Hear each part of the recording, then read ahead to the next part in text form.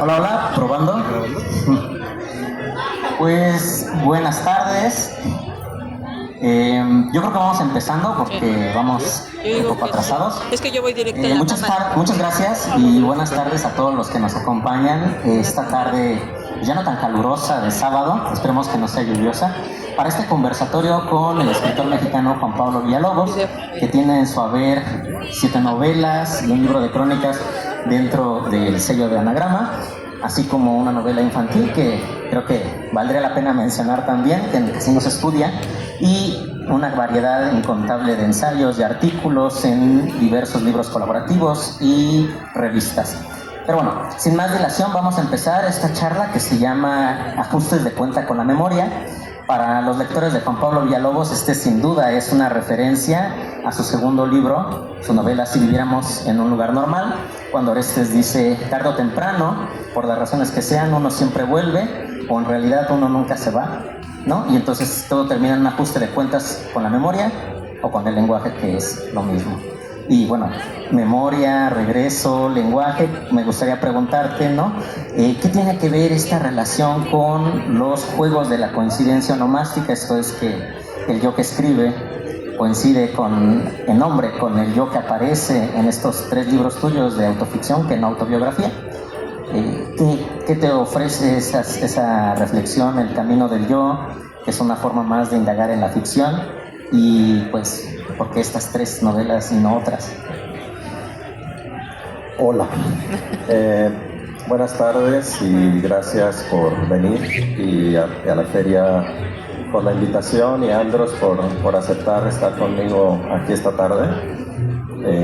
Quería decir que hace unos años, como 4 años quizás, vine a la Ciudad de México a presentar una novela, y allí apareció Andros, que venía con una pila de libros completa para que se los firmara, y ahí nos conocimos.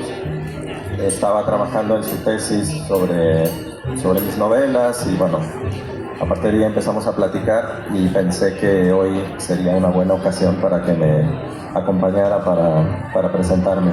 Así que te agradezco mucho, primero que te ocupes de mis libros y después que hayas aceptado la invitación. No, al contrario, es un honor. Y bueno, también quería decir que estoy bastante dormido porque llegué ayer y estoy muy zombie. Entonces es posible que diga algunas imprudencias, lo cual puede ser bueno. Puede ser, o no, ya veremos. Yo no me acordaba de la cita que dijiste y de hecho acabo de descubrir que el título viene de allí. Es decir, sí. Que tú ya te acuerdas mejor de mis libros que yo, porque ese es un libro que escribí hace 15 años. Es del 2012.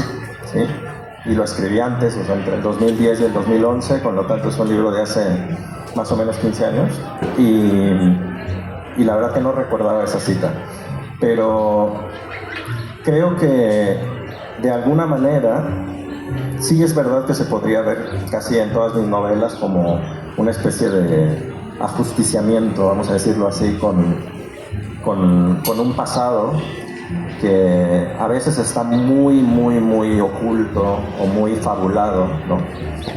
Por ejemplo, en Fiesta en la Madriguera, el niño pues no tiene nada que ver conmigo, en el sentido de que yo no soy el hijo de un narcotraficante, que yo sepa. Que yo sepa, probablemente mi papá oculte su verdadera profesión, o probablemente mi papá no sea mi papá, ¿no? Muchas posibilidades. Podría, entre otras que ahora mismo ni siquiera se me ocurren por culpa de que estoy medio dormido.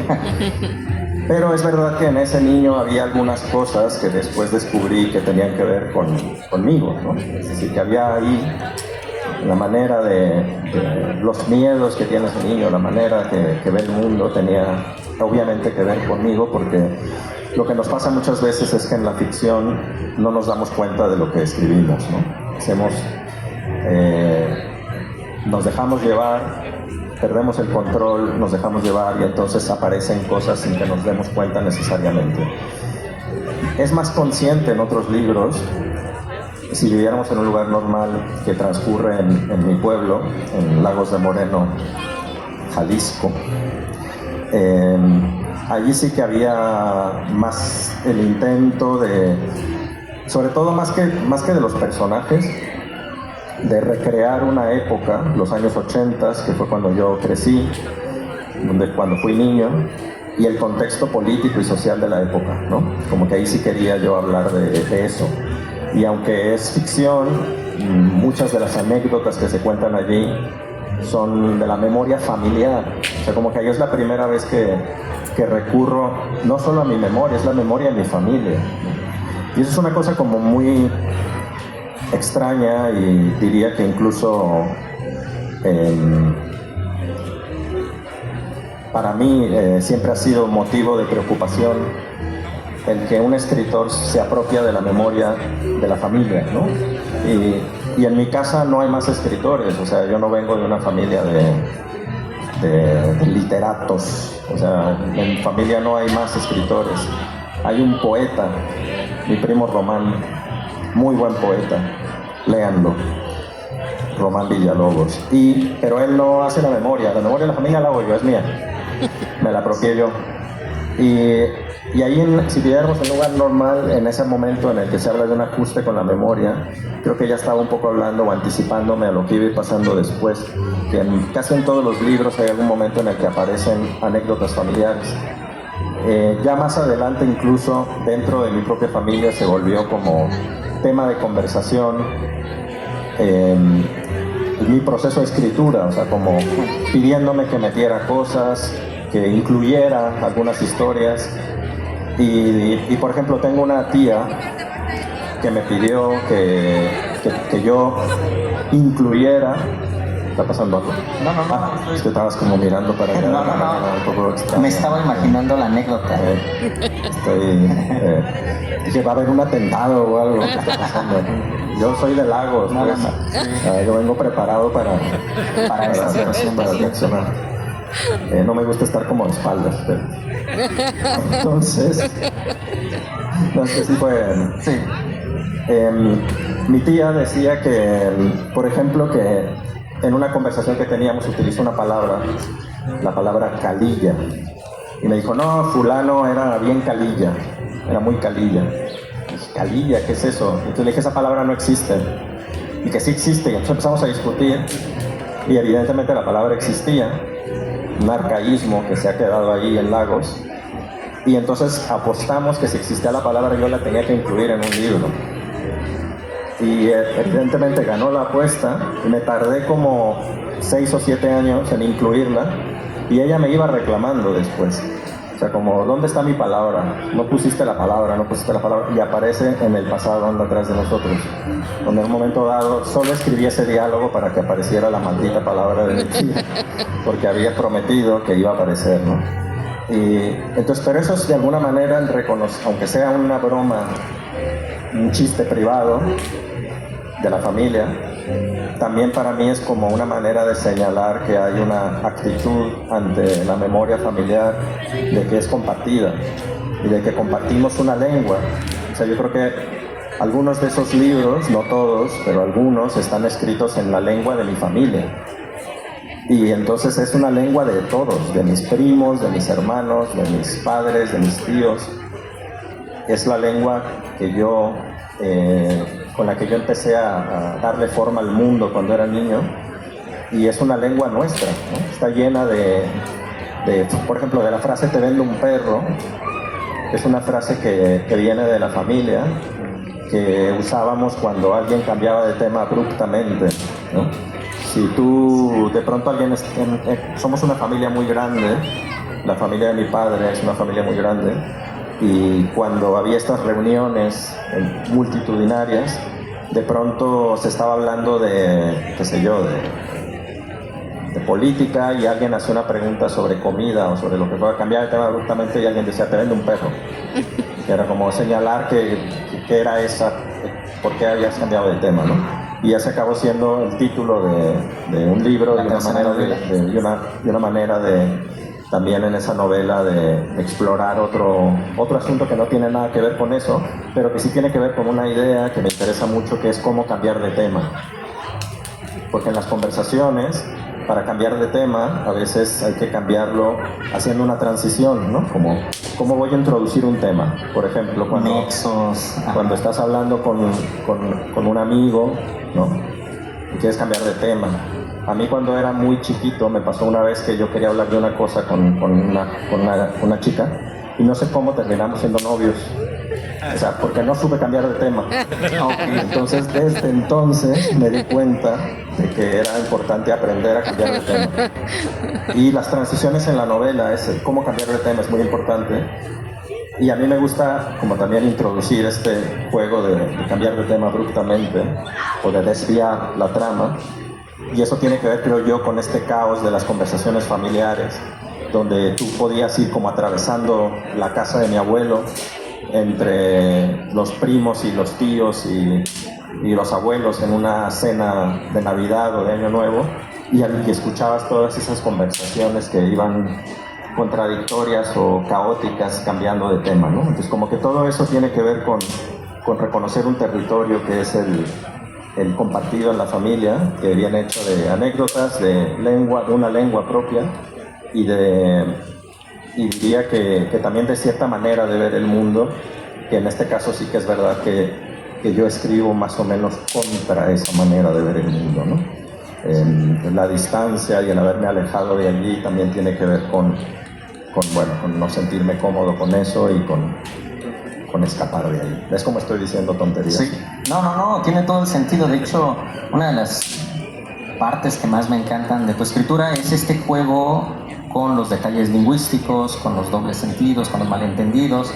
Me parece que el trabajo de los detalles lingüísticos, de los regionalismos, es un detalle que casi no se presta atención. Pienso, por ejemplo, en la pronunciación de la uruguaya en Peluquería y Letras, o, por ejemplo, la broma con los términos literarios y de ficción y de cómo escribir en Propiamente te vendo un perro, ¿no? Que juega como si fuéramos personajes huecos, ¿no? Como si tuviéramos agujeros, dice en algún punto el protagonista.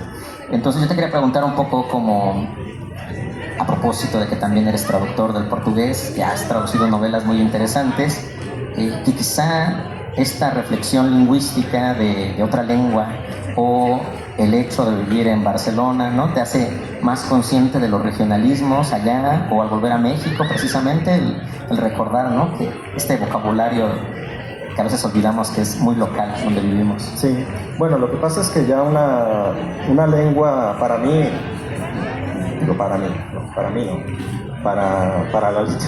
literatura, o para la escritura, digamos, de literatura, yo creo que tiene que haber algún tipo de extrañamiento con la lengua, ¿no? Claro.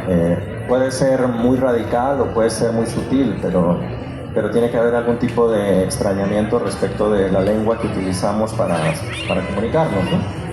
Y este extrañamiento, cuando te vas, antes no estoy hablando de escribir, estoy hablando simplemente de comunicarse.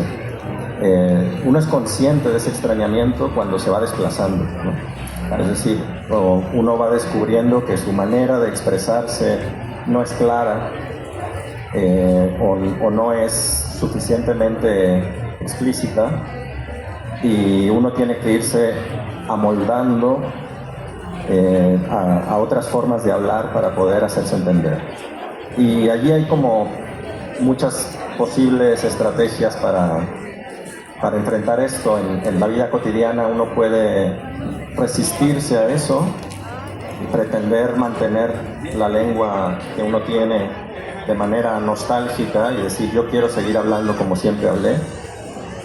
Y es una batalla perdida, porque si te vas a otro país hay momentos en los que pues no te entienden y ya está, porque el castellano es una lengua muy variada y hablamos, digamos, muchos detalles cambian y hay que adecuarse, ¿no? Pero cuando te pones a escribir y llevas ya tiempo fuera, ese extrañamiento se vuelve un problema verdaderamente monstruoso. O sea, como que ya no sabes en qué lengua estás escribiendo, no sabes cómo el problema de para quién estás escribiendo se vuelve muy evidente, y que creo que no siempre es así para todos los escritores, ¿no? ¿Quién está del otro lado, ¿no? ¿A quién le estás hablando, vamos a decirlo así? Se vuelve muy, digamos, cotidiano. Cada vez que enfrentas la página está siempre ahí ese problema. Y entonces creo que ese extrañamiento que tiene que haber siempre en la escritura ya se vuelve un problema, diría que lingüístico y también político. Entonces, depende del libro, he ido desarrollando distintas maneras de resolver o de intentar resolver ese asunto que en realidad no tiene solución. He escrito novelas, pues, como tratando de adoptar muchas maneras de hablar el castellano, como el No voy a pedirle a nadie que me crea, o he escrito novelas como La invasión del pueblo del espíritu, que tiene una lengua que no existe en ningún otro lugar más que en ese libro, ¿no? Hay otras novelas más ambiguas, y que yo creo que es un fenómeno que se está dando mucho, digamos, esta transversalidad de lo lingüístico, ¿no? Pienso que hay bastantes novelas también en los últimos años, no sé, pensaba en la novela de Cynthia Rimsky, que es una escritora chilena, pero que ha vivido en Argentina muchos años, y que a veces parece una escritora chilena y a veces parece argentina, y no se preocupa por resolver ese conflicto, ¿no? Como por decir, no, es que yo soy chilena o yo soy argentina, ¿no? Y esto es un problema que ya estaba en Bolaño, ¿no? Y que de alguna manera allí ya estaba también como ese intento de hacer una lengua transnacional, que creo que es un poco lo que sucede. Ahora, cuando llegas ya a esos detalles de la frase, a mí te diría que me viene más por el oído.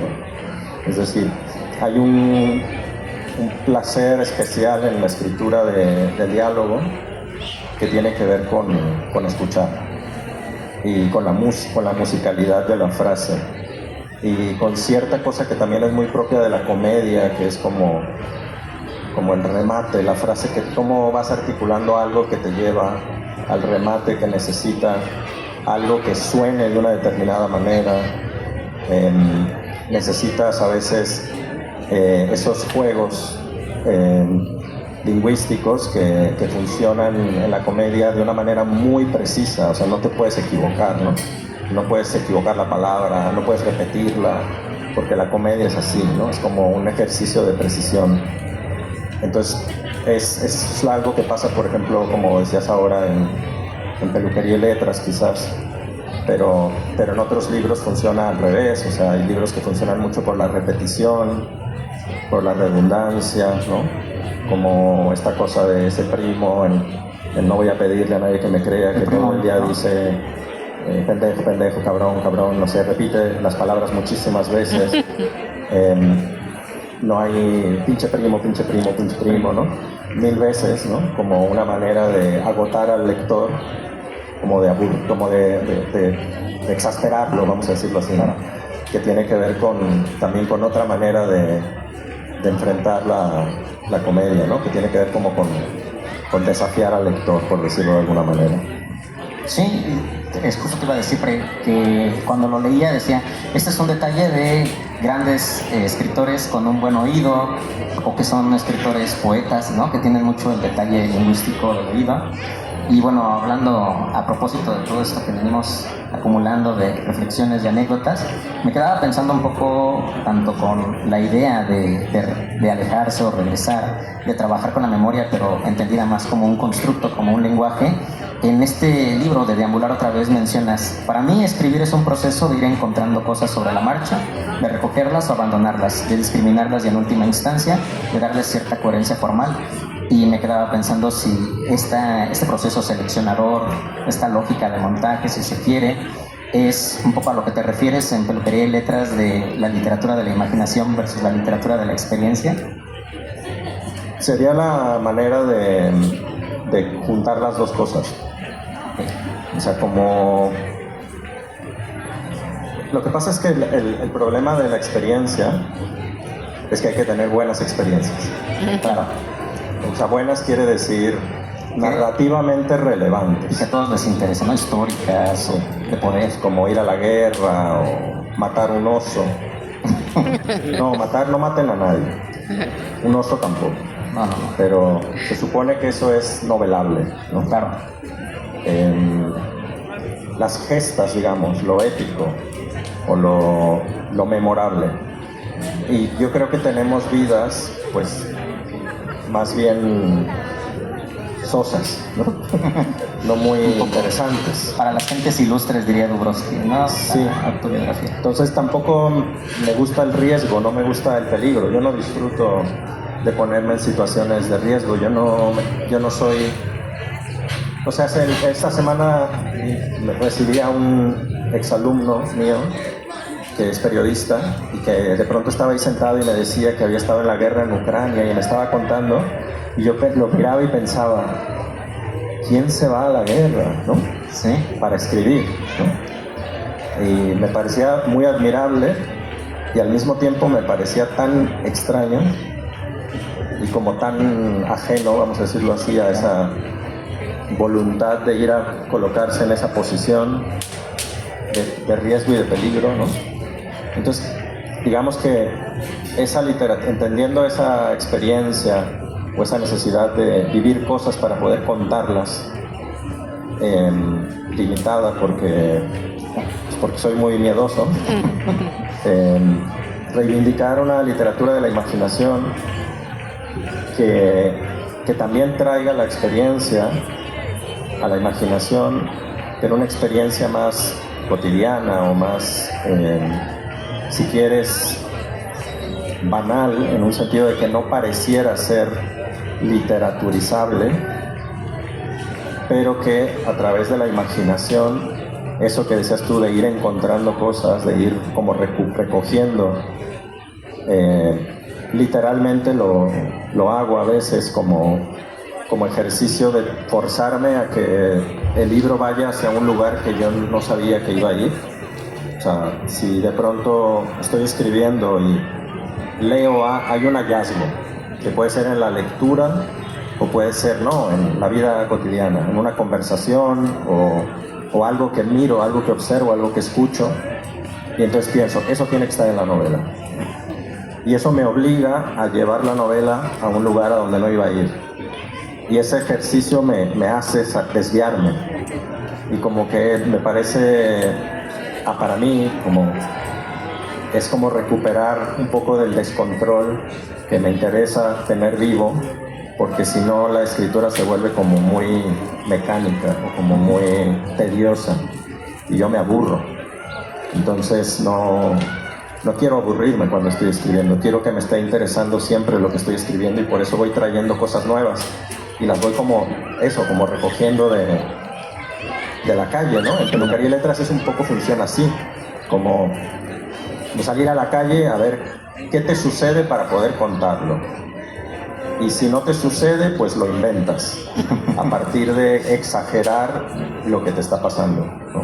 Sí, algo así mencionabas, igual en otro ensayo que tenemos aquí sobre Perec, donde mencionabas esa cuestión de volver a descubrir la cotidianidad y tratar de escribirla quizá con los mecanismos del humor, con otras reglas de inversión, ¿no? Entonces me quedaba pensando a propósito y de esto que mencionas de los juegos y de cómo vas integrando, en que hay algunas novelas que precisamente parece que son una instrucción. O sea, pienso, Te vendo un perro, que parece que esta experiencia que nos estás contando está ahí el aprendizaje del escritor que a propósito está escribiendo una novela y es la novela que terminamos leyendo, y otra vez ese mismo juego en no voy a pedirle a nadie que me crea. Entonces, ¿hay alguna, digamos, línea temática que jalaste de Te vendo un perro para presentarnos el texto autoficcional? No voy a pedirle a nadie que me crea. Los recursos metaficcionales. O sea, lo que pasa es que de un párrafo de Te vendo un perro que quité, sale No voy a pedir a nadie que me crea. O sea, en un momento dado en un encadenamiento de frases que se iban volviendo cada vez más inverosímiles. El párrafo terminaba: no voy a pedirle a nadie que me crea. O sea, el narrador decía: no voy a pedirle a nadie que me crea. Y hubo algo en la musicalidad de la frase y en lo que me hizo pensar en ese momento, que me di cuenta que no era de esa novela esto, y que esto era lo siguiente que iba a escribir, y que incluso fue la primera vez que fue como que el título determinó todo. O sea, como ahí estaba el título, ya sabía cuál era el título, ya solo faltaba el libro. Saqué de ahí saqué todo el párrafo y me quedé con eso pensando, ¿no? Y son dos variantes del mismo problema, ¿no? Como paródicamente. O sea, la novela, digamos, metaliteraria casi siempre es un pobre güey que quiere escribir un libro y no puede escribirlo, ¿no? Sufre, Pero vacío. Sufre, porque no puede, ¿no? Que en su expresión más exquisita, y uno de mis libros favoritos, es El libro vacío de Josefina Vicens, ¿no? Pero acá lo que sucede en Teniendo un perro es que hay un güey que no quiere escribir un libro y lo escribe sin querer, ¿no? Y luego en No voy a pedir a nadie que me crea, hay otro que quisiera escribir un libro, pero no tiene suficientes experiencias para escribirlo, y entonces, sin deberla ni temerla, acaba metido en una trama criminal que por fin va a ser posible que escriba un libro, ¿no? O sea, son variantes de este problema que tiene que ver con haber estudiado letras, ¿no? O sea, que es un defecto de formación, ¿no? Que compartimos. Sí.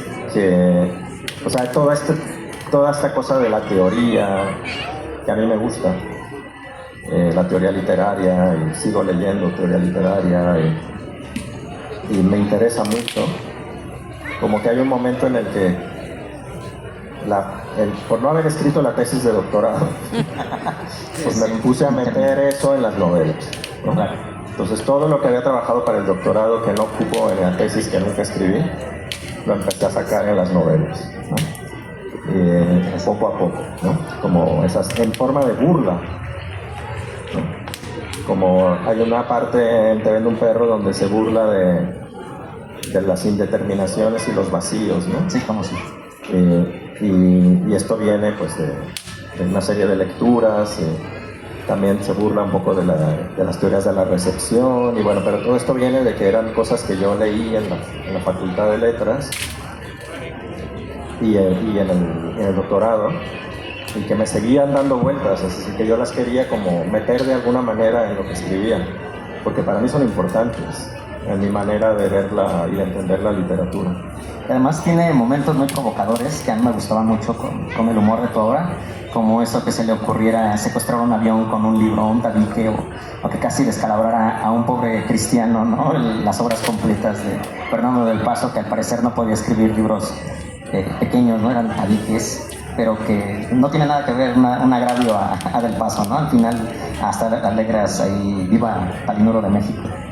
Es que esto sí que ha cambiado mucho, porque en realidad ese era un mal chiste que tenía que ver con que yo estuve muchos años militando contra las novelas largas y hablando. Estuve de hocicón mucho tiempo, como diciendo que las novelas largas no sé qué y tal. Pero estoy escribiendo una novela larga ahora. Sí. Entonces ya no creo eso. Porque lo que sucede es que mi idea, digamos, uno cambia de idea, ¿no? Y mi cambio tiene que ver con una cosa seria. O sea, creo que cuando yo hablaba contra la extensión, lo hacía porque yo veía que para escribir una novela larga tú tienes que recurrir a muchas estrategias narrativas que son muy convencionales.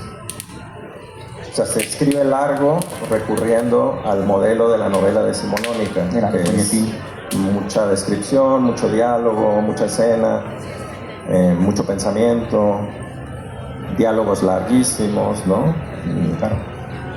Y replicar ese modelo o venir de ese modelo que yo había leído me parecía absurdo, como que ya está, eso ya se hizo, ¿no? Y veía como caduco, como viejo, eso, el propósito de escribir así. Y sin embargo, hace unos años me empezó a dar vueltas la idea de escribir algo largo, porque me pareció que no es que, o sea, yo cambié en parte, pero en realidad lo que cambió más que yo fue el mundo, ¿no? Entonces, creo que hace 20 años, o sea, se reivindicaban unas cosas más sofisticadas de las que estamos reivindicando ahora, ¿no? O sea, por ejemplo, ahora hay que reivindicar que no está bien matar, ¿no? O que no está bien comportarse de determinadas maneras, porque ciertos discursos que han vuelto están posibilitando que haya unos comportamientos absolutamente agresivos, violentos, y parece como que tenemos que venir a decir cosas muy básicas de nuevo, ¿no? Algo que se supone que ya habíamos pasado. Sí, o sea, hemos involucionado, ¿no? Y creo que también parte en términos narrativos, o sea, como que había un camino de la sofisticación, digamos, que ha llegado a un punto y que ahora yo me doy cuenta que no podemos creer que vamos a seguir escribiendo a la par que nos propone la dispersión, la fragmentación, la velocidad del mundo en el que vivimos, ¿no? Ahora estamos ya en la exageración de que existan, pues, productos de ficción de 1 minuto, ¿no? No podemos, la literatura es otra cosa. Y creo que entonces como que hay que reivindicar cosas muy elementales, como que la novela, por ejemplo, que es lo que a mí me interesa más, es el territorio de la complejidad y de la ambigüedad. Y para llegar a eso, ahora vuelvo a pensar que necesitas extensión, ¿no? Y que también es un momento en el que con tanta dispersión, distracción, la idea de escribir algo muy largo es como un gesto absurdo, porque ¿quién va a querer leer las 1000 páginas que estoy escribiendo? Porque son 1000 páginas, ¿eh? Aviso. O sea, ¿quién las va a leer? Nadie las va a leer. Pero no importa. Con que las compren, bueno, eso sí. Yo no voy a ir casa por casa como viendo a ver si las leyeron. Claro. ¿No? O que lean las primeras 20. No va a haber examen al final, ¿no? O sea, lo que quiero decir es que no es lo que no hay que hacer, ¿no? Ya me lo dijeron varias veces. Sí. O sea, se lo voy diciendo a todo el mundo y lo digo aquí también como para autoconvencerme de que sí lo estoy haciendo. Porque ahora mismo solo llevo 300. Pero es una buena meta. Sí, pero 300 que estoy empezando. Y van 47 personajes. O sea que va bien. Ya no me acuerdo ni de cómo se llama. Un tablero de personajes necesitaremos. Sí. Entonces, la cuestión es como volver a reivindicar que la novela es eso. Y no me quiero poner nostálgico, pero sí hay algo que se está perdiendo cuando ya no somos capaces de mantener la atención más de 1 minuto. Por más de 1 minuto. Cuando leer una novela significa horas y horas y horas de lectura, ¿no? Y digamos, había como una especie de casi de compromiso con ese libro que te comprabas o que sacabas de la biblioteca y que tenía 600, 700, 800 páginas, ¿no? Entonces he cambiado mi manera de leer también en los últimos meses, años, 1 año y medio. He estado leyendo solo tochos. Monumentos. Sí.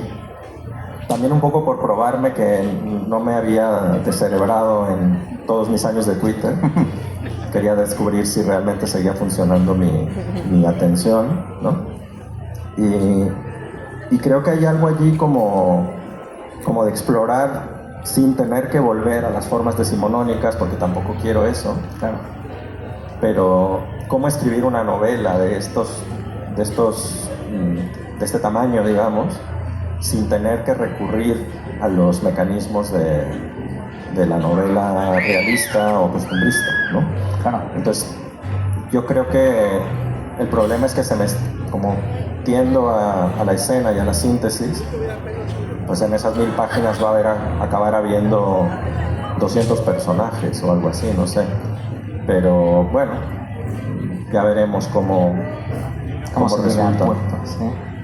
Y precisamente ahorita que mencionas algo básico o de las cuestiones que se regresa, yo pensaba que quizá estos nombres de tu primera etapa de escritor, de las primeras 3 novelas que conforman una suerte de trilogía sobre la infancia, la juventud y la vejez, tienen nombres cantarines, que esto, pues, cantarines, o sea, que tienen cierta carga semántica, que nos avisan de su destino, de su forma de actuar, y que en cierta forma me parece bastante relevante. Es algo con lo que uno puede empezar, que creo que parece básico, pero a veces se nos olvida. Y me fascina muchísimo que los nombres tienen una carga divertidísima, como podría ser que todos son animales o seres vivos que viven en madrigueras, como Fiesta en la Madriguera, ¿no? Ahí está Torsti, el conejo, Azcatl, la hormiga, y como dice Orestes, ¿no? Que nombre es destino. Entonces quería saber si nos podías contar un poco sobre este tratamiento con los nombres, muy específico, sobre todo al principio, y si se ha conformado otra trilogía en otro sentido a partir de No voy a pedirle a nadie. Pero eso es una cosa que me pasaba al principio, que yo creo que era como inseguridad. Ha llegado gente con camisetas de las Chivas del Guadalajara. A ver, porque quiero llamar la atención. Los de las Chivas, ¿qué onda? A las 7, ¿eh? Arriba el Atlas. No puede ser, la gente viene aquí a provocarme. Me distraen y todo. De los nombres. Me pasaba al principio que lo que pasa es que un nombre es una cosa muy quizás como parece muy tonta, pero no lo es, que es que un nombre se repite muchas veces en una novela. Tú lo vas a repetir muchas veces, o sea, hay muchas frases donde aparece el nombre. Entonces a mí me parecía, en esa época, no sé por qué, como que sentía cada vez que utilizaba nombres normales, entre comillas, Juan, Pedro, María, no sé, o sea, me parecía que las frases se estropeaban, o sea, como que María fue y comió y era como que sentía que algo allí no funcionaba. Entonces, en las 3 primeras novelas hay como nombres muy exóticos, nombres náhuatl en la primera novela, en la segunda novela nombres griegos y polacos, y luego en la tercera nombres que son más bien como apodos, ¿no? Que tenía que ver con que yo no sabía ponerle nombre a los personajes, como que no me sentía cómodo con los nombres comunes. Ya eso ya pasó, pero entonces, puesto que no me gustaban los nombres comunes, intenté que tuvieran algún tipo de función simbólica o metafórica, si quieres. Entonces en Fiesta en la Madriguera todos los personajes tienen un nombre que sí que funciona para algo de su función en el libro, ¿no? Entonces el conejo es astuto, es listo, es ágil, ¿no? Es un adelantado. Sí, es un adelantado como este niño. El papá es una serpiente, que es un peligro para el conejo, ¿no? Es el padre allí como una amenaza para el hijo. En los nombres griegos, Orestes, claramente, nombres destino, como dice él. Aristóteles, que es su hermano mayor, es como el que quiere dogmatizarlo. Iba a hacer un chiste de muy mal gusto ahora. Pude contenerme. Y entonces eso se fue diluyendo, esa sensación, digamos, de ridículo al estar escribiendo y utilizar nombres comunes, se fue diluyendo, pero también noté que abusar de los nombres simbólicos como que se volvía por ejemplo, Fiesta en la Madriguera es una fábula en el fondo, Claro.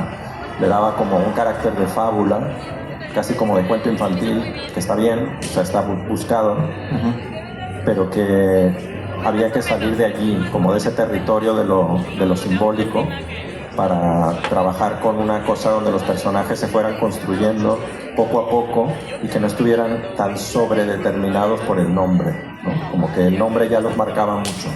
Sí. Para que no tuvieran ese peso Sí. insondable. Sí. Sí, porque cargan una herencia, el nombre carga algo, ¿no? Claro. Y muchas veces si a ti te ponen el nombre de tu papá o de tu abuelo, ya te están diciendo algo, ¿no? Te están poniendo a la espalda algo, ¿no? Como una obligación. O si te ponen un nombre como muy épico, ¿no? También, ¿no? O muy pesado como Edipo, es Claro. terrible. Sí. Sí. Y bueno, justo ahorita mencionaste un poco la relación de nuestra protagonista Torsli con su padre, y creo que otro detalle muy interesante a revisar en tu obra es este tema de la paternidad y de los cuidados, que creo que es vital en La invasión del pueblo del espíritu, que cada vez me gusta más. También en la última, El pasado anda detrás de nosotros, y quizá en la gestación de Fiesta en la Madriguera. Y no sé si nos quisieras contar un poco más de la implicación, de la relación de estos temas en tus libros, cómo los fuiste tratando, qué fuiste aprendiendo y guiando y cambiando. Pues, bueno, en Fiesta en la Madriguera, que es la primera novela que publiqué, para mí es un libro sobre ser hijo. Y me pasé muchos años como diciendo que era un libro de ser padre. Sí, Y en realidad es un libro sobre ser hijo, sí. ¿no? Y El pasado anda atrás de nosotros, que es el último que escribí, es un libro sobre dejar de ser hijo, qué es lo que sucede cuando mueren tus padres, ¿no? Mis padres todavía están vivos. Entonces hay algo allí como de asumir la paternidad en contraste con dejar de ser hijo, ¿no? Claro. Y creo que eso está te diría que casi que en todos los libros. O sea, hay algo allí que también está compartido, como hace rato hablaba de las historias de la familia. En varios de esos libros son importantes los hermanos. Si viviéramos en un lugar normal. También Teo en Te vendo un perro tiene una hermana. Sí. En El pasado anda atrás de nosotros, los hermanos llevan los nombres de mis hermanos. Se los pedí prestados. Y hay algo allí sobre el lugar de los hijos en la familia y la disputa o el rechazo a ocupar el lugar del padre. Eso por una parte. Y luego por otra, sobre ser padre, ¿no? Que yo cuando escribía Fiesta en la Madriguera estaba a punto de ser papá por primera vez, que yo sepa. Entonces digamos que había, sin darme cuenta, como una reflexión sobre, no una reflexión, en realidad había como una exploración del miedo a la paternidad, ¿no? Que está marcada por ese personaje que está transmitiendo a su hijo toda una serie de vicios, prejuicios, toda una visión violenta del mundo, ¿no? Y un poco como el terror a no saber cuidar o educar, si quieres, a tu hijo, ¿no? Pero insisto que después de pasado el tiempo me di cuenta que más bien es un libro sobre ser hijo. También si viviéramos en un lugar normal es un libro sobre ser hijo. Claro. Y Te vendo un perro también es un libro sobre ser hijo, porque Teo nunca tiene hijos y no se casa y tal. Y hay una cosa como en ese libro que tiene que ver con la frustración y con el fracaso, que está también relacionada con los anhelos no cumplidos, con las ilusiones perdidas, digamos. Y en La invasión del pueblo del espíritu es de nuevo una novela sobre padres e hijos, pero que allí sí que creo que está más la reflexión sobre ser padre, ¿no? Okay. Ya con la distancia. Sí, sí, sí. Y es muy raro lo que pasa con ese libro, porque, o sea,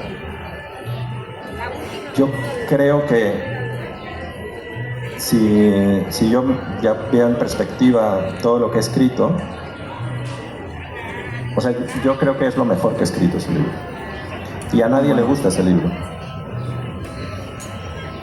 Porque lo sé. Está bien, me parece que es perfecto eso. Pero lo digo de verdad, o sea, esa conciencia como que me ha llegado así como poco a poco. Y bueno, muchas veces te preguntan, ¿cuál es tu libro favorito? O tal. No es eso, porque cada libro es una etapa de tu vida distinta y algo hiciste allí que te importaba y que no deja de ser importante. Pero si yo me leo críticamente, si yo me veo a mí mismo lo que he escrito, me aplico, digamos, mis ideas, la teoría y la crítica literaria, yo diría que eso es mi libro. Y sin embargo sé que es un libro que mucha gente que ha leído otros libros míos como que no lo comprende, porque es un libro como que se sale un poco de la línea que yo tengo o que tenía, y es una cosa como extraña ahí en medio, pero sí lo creo. ¿No quiere que lo vendan? No, estamos aquí participaciones especiales. Tenemos una pregunta del público. No, y justamente es algo que estábamos comentando un poco antes, ¿no? Sobre este libro de la invasión del pueblo del espíritu, que tiene toda una construcción muy interesante, yo creo. Que algunos dicen que les faltó aliens, porque es un tema que viene un poco prefigurado. Si viéramos en un lugar normal, se menciona esta idea, este gusto que hay en el pueblo, ¿no? Por la figura de los aliens, que quizá explique la desaparición, que es parte de la temática del libro. Y pues no sé, a mí me parece interesante el tema de los cuidados y la paternidad. Bueno, hasta apenas lo he estado empezando a reflexionar, a leer con mayor profundidad, y me va gustando mucho más. Sí, como que en el fondo yo creo que eso sí que está prácticamente, diría que en todas las novelas. Como ya hace un momento hablaba de Fiesta de la Madriguera y decía que tenía que ver con el miedo a no saber cuidar, ¿no? Sí. Y el hijo, el miedo al padre, ¿no? Como ese padre que no comprende, ese padre violento. Y creo que eso sí que está como en todos los libros, como alguna pregunta sobre como quién cuida a quién, ¿no? Claro.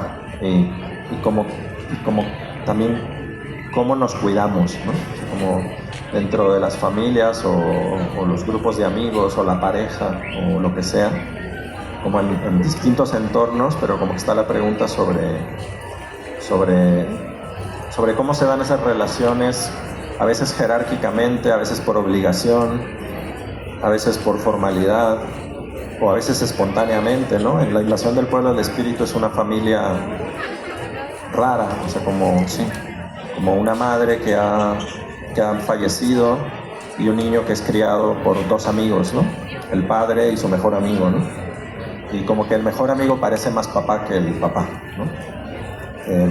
Y ahí hay como una cosa también que tiene que ver con ver crecer a un niño que no pasa en Fiesta en la Madriguera. El niño es muy pequeño y en la invasión el hijo ya tiene 20 y tantos años, ya es un adulto, pero sigue siendo el hijo y necesita cuidados porque el hijo está un poco en una crisis de un brote psicótico o algo así, ¿no? Entonces ahí hay algo también sobre cómo se cuidan esos amigos y cómo intentan cuidar al hijo, ¿no? Siempre está, o sea, creo que eso siempre ha estado, aunque sea de una manera burlesca o aunque sea de una manera aparentemente satírica, pero yo creo que eso sí está todo el tiempo, ¿no? Sí, y ahorita que mencionas eso de los cuidados que serán en otro tipo de relaciones, me hiciste pensar irremediablemente como otra vuelta a la ficción, como dice, ¿no? Viaje escondido a Puerto Ficción. Este libro que casi no se comenta y que por el contrario también tiene ese tema un poco más en una relación de cuidados entre iguales, entre niños de la misma condición. Quizá tiene que ver también con que, pues no sé, a partir de tu primera novela se ha de haber pensado que el tratamiento del niño, de la infancia, daría para una novela infantil, cosa que no, creo, pero sí. Es muy interesante. No sé si nos quisieras contar un poco sobre esto. Es que yo creo que la escritura de varios libros que tienen o niños o adolescentes me colocó en ciertos malentendidos, ¿no? Un malentendido fue el que me llevó a hacer el libro de los niños migrantes, de YouTube, la crónica, que venía de que un editor de Estados Unidos había leído mis 2 primeros libros y me dijo: oye, tú trabajas bien las voces infantiles y los personajes infantiles, creo que tú podrías retratar bien este fenómeno, ¿no? Y entonces me propuso hacer el libro.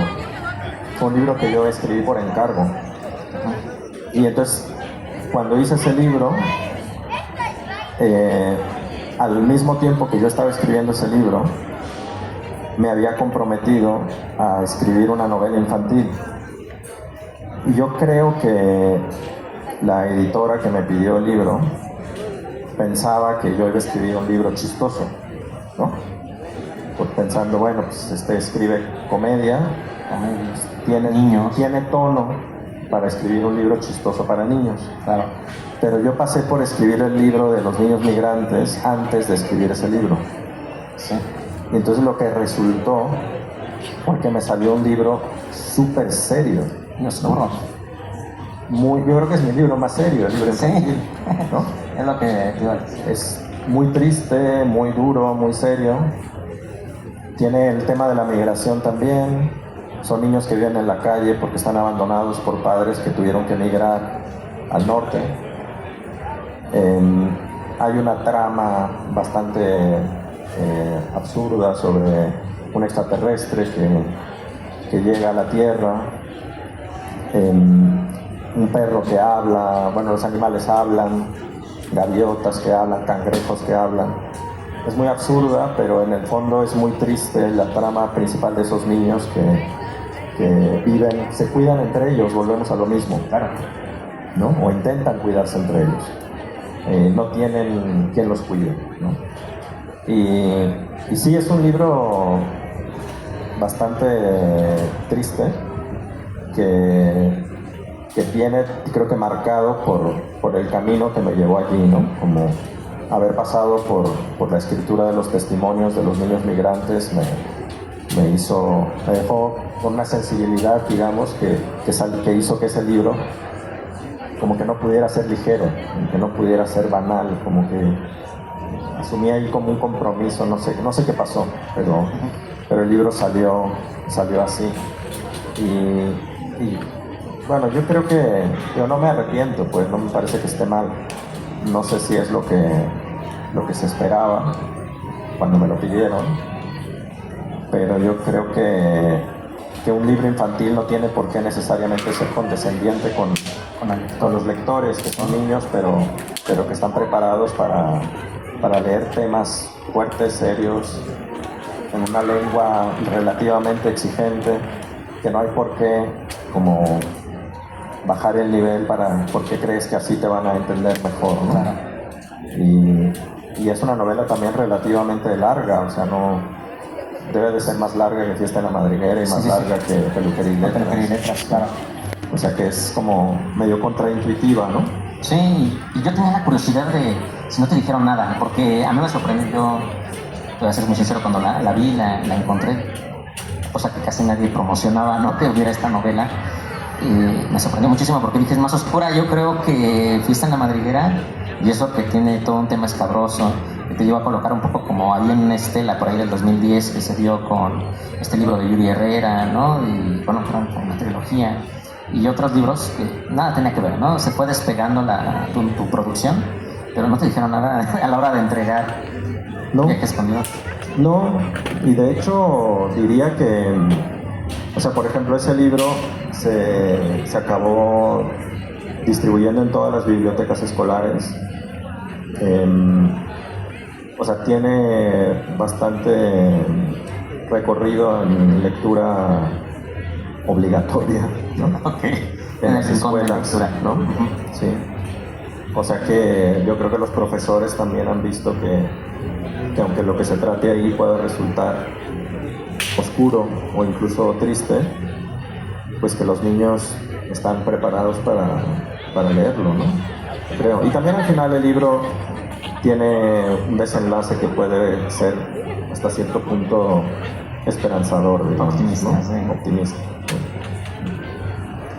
Pues, si te parece, como para ir cerrando, tengo también la curiosidad sobre, y quizá este sea el tema más llamativo, de las adaptaciones que se ha tenido. Hace ratito estábamos mencionando que para mí Te vendo un perro sería la más dinámica cinematográficamente hablando, y mencionabas que si viviera La invasión del pueblo del espíritu te resultaba más visual. Entonces yo tenía la curiosidad un poco sobre cómo se dio este proceso, porque se fueron casi seguiditas. La de primero salió la de No voy a pedirle a nadie que me crea, y luego está La madriguera, no sé si se espere otra. Y también a propósito de si hay novelas más visuales o qué tiene que ver esta idea, me dio la curiosidad de para qué fuera visual para ti. Sí, yo, o sea, creo que mi imaginación es muy visual, y sobre todo cuando va a la escena, ¿no? Realmente soy capaz de recordar, por ejemplo, cuando escribí, cómo imaginaba las escenas de los libros. Esa memoria la mantengo, ¿no? Y en mi cabeza existe la casa de Fiesta en la Madriguera, la casa de Si viviéramos en lugar normal, el edificio de Te vendo un perro, los personajes, visualmente los veo, ¿no? Entonces quizás, o sea, desde el principio ya me habían dicho que mi escritura era muy visual, ¿no? Y que eso la volvía cinematográfica. Yo no creo que eso que sea como tan fácil como decir que porque algo es visual ya es cinematográfico. No necesariamente. Pero quizás es más fácil para quien está pensando en adaptar, no lo sé. Yo no he escrito los guiones, o sea, participé en las películas como asesor, pues, por decirlo así. Cierto cameo, ahí muy sí, famoso. pero no escribí. Entonces, es verdad que hay quizás algunas que pueden verse más ideales como para adaptarse, quizás también por los recursos que requerirían para llevarlas, ¿no? Pero es que yo, por ejemplo, La invasión del pueblo del espíritu es una novela que la veo completa en mi cabeza visualmente, completa.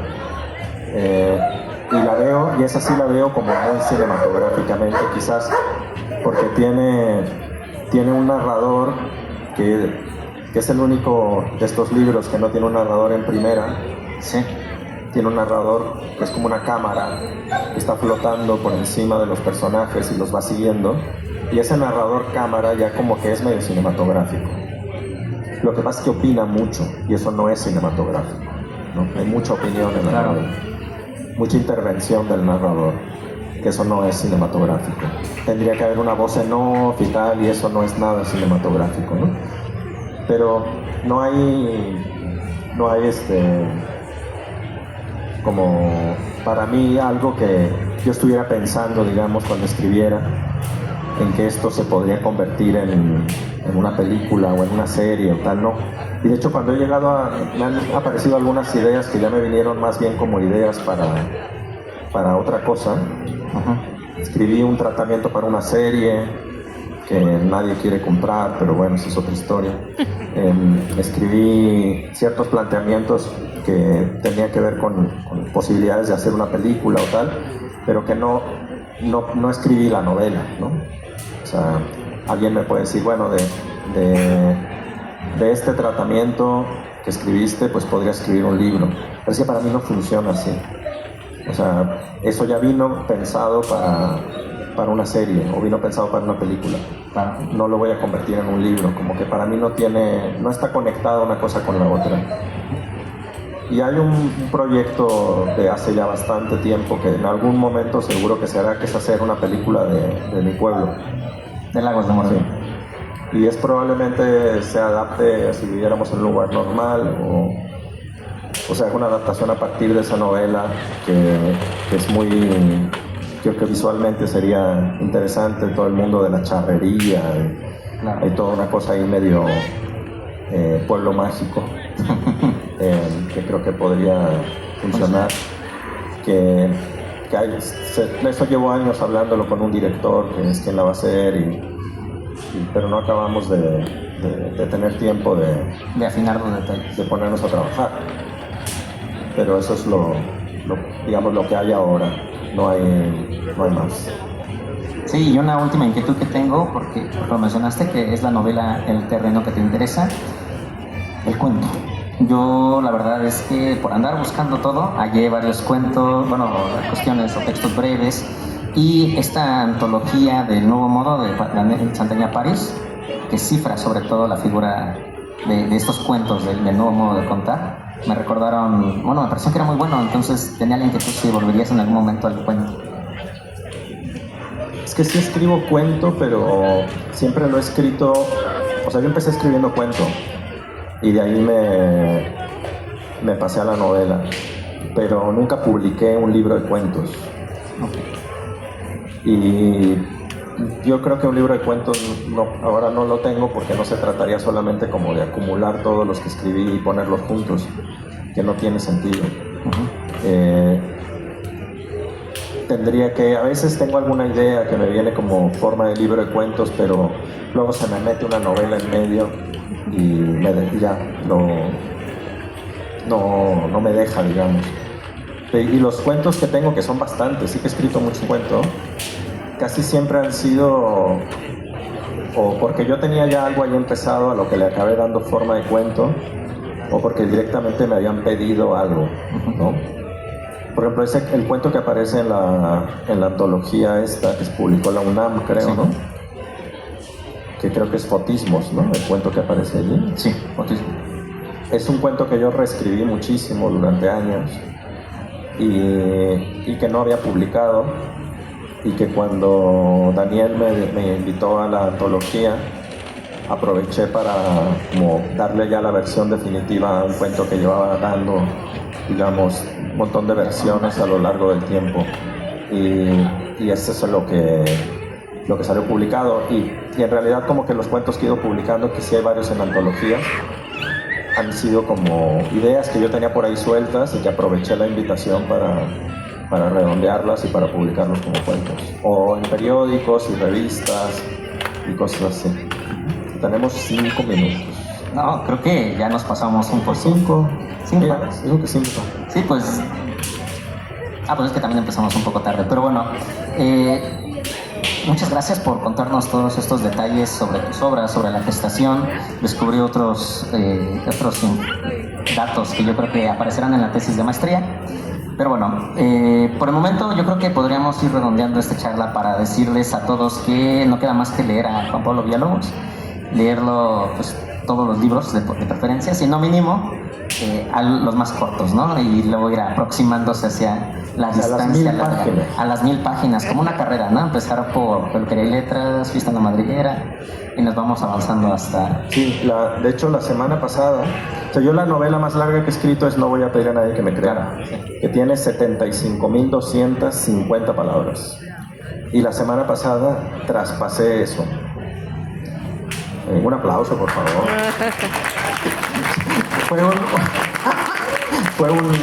Estuve contando las letras, las palabras, veía el contador y veía los 2 documentos, y era como a ver cuándo voy a pasar lo más largo que he escrito en mi vida. Y no me fui hasta a mi casa hasta que los pude pasar. Ya hasta estaba diciendo, por lo tanto, le dijo que...